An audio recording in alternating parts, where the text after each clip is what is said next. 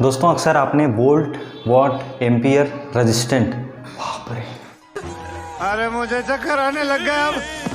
इतने भारी भारी शब्दों के बारे में कभी न कभी तो सुना ही होगा। और ये होते क्या हैं सरल भाषा में समझाऊंगा। तब तक अगर आप वीडियो में नए हैं तो चैनल को सब्सक्राइब कर लीजिए। चलिए तो सबसे पहले समझते हैं वोल्ट को।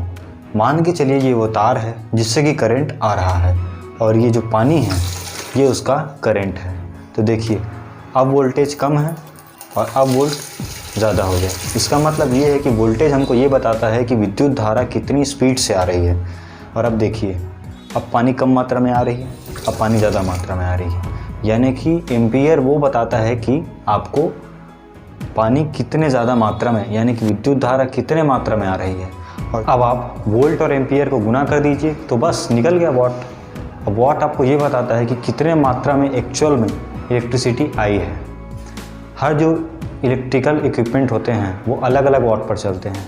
मान के चलिए एक जो बल्ब है वो 10 वाट पर चलता है, आपका आयरन है वो हो सकता है 200 वाट पर चलता हो। जितने ज़्यादा वाट का वो कंपोनेंट होगा वो उतने ही ज़्यादा ऊर्जा खाएगा।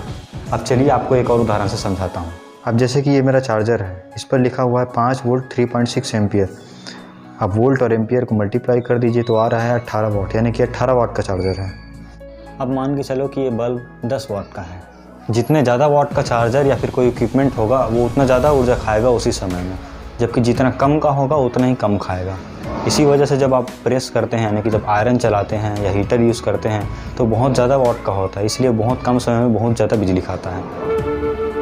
रेजिस्टेंस यानी प्रतिरोध के बारे में सुना होगा। आइए इस एग्जाम्पल समझाता हूँ। अब ये देखिए पानी की टंकी है और वहाँ से अगर पानी इसे नीचे आएगा तो देखिए कि पाइप जगह जगह पर मुड़ा हुआ है। इसके कारण क्या है कि पानी की स्पीड बहुत स्लो हो जाएगी। तो ये जो मुड़ा हुआ पाइप है ये इसके लिए रेजिस्टेंस का काम कर रहा है।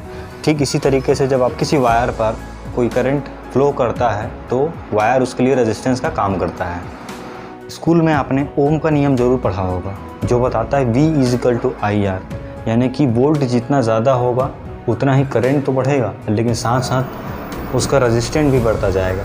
यानी कि आप जितना ज़्यादा इलेक्ट्रिसिटी आप बहाते जाओगे वायर उतना ही ज़्यादा रेजिस्टेंस पैदा करते जाएगा। आपने कई बार घर में देखा होगा कि वोल्टेज कम होने के कारण घर के इक्विपमेंट चल नहीं पाते हैं। तो ऐसा क्यों होता है? मैंने बताया कि वोल्टेज किसी इलेक्ट्रिक करंट की स्पीड होती है। अब ये समझिए कि जैसे कोई गाड़ी धो रहा है, गाड़ी धोने वाला होता है तो उसमें क्या है पानी काफ़ी प्रेशर से आता है। अब जब पानी का प्रेशर कम हो जाता है तो गंदगी अच्छे से धुल नहीं पाता है। ठीक इसी तरीके से एक निश्चित प्रेशर की ज़रूरत होती है इलेक्ट्रिक करंट की, उसे हम वोल्टेज कहते हैं। जब वो कम हो जाता है यानी कि सफिशिएंट नहीं रहता तो बल्ब या तो कम जलता है या जल ही नहीं पाता। अब एक कॉमन सवाल है जो लोग पूछते हैं कि कितने वाट का चार्जर इस्तेमाल करना चाहिए आपको। तो आपको पहले गूगल पे जाना है, वहाँ पे सर्च करना है अपने मोबाइल का मॉडल और कितने वाट का चार्जर आपका मोबाइल सपोर्ट करता है, या फिर आपके मोबाइल के बॉक्स में भी लिखा होगा जितने वाट तक वो सपोर्ट करता है। जैसे कि मेरा मोबाइल 18 वाट तक सपोर्ट करता है तो मैं 10 वाट का भी यूज़ कर सकता हूँ या चाहूँ तो 18 वाट का भी यूज़ कर सकता हूँ। अगर उससे ज़्यादा का इस्तेमाल करता हूँ तो मेरा मोबाइल ख़राब हो सकता है। इसलिए जितना वाट तक आपका मोबाइल सपोर्ट करे उतने वाट तक के ही चार्जर आप इस्तेमाल करिए। उम्मीद करता हूँ वीडियो पसंद आया होगा, तो वीडियो को लाइक करके चैनल को सब्सक्राइब कर दीजिएगा और कमेंट करिए कि आपको किस टॉपिक पर वीडियो चाहिए। मैं आपको आसान भाषा में बताने की कोशिश करूँगा। ठीक, टाटा, गुड बाय।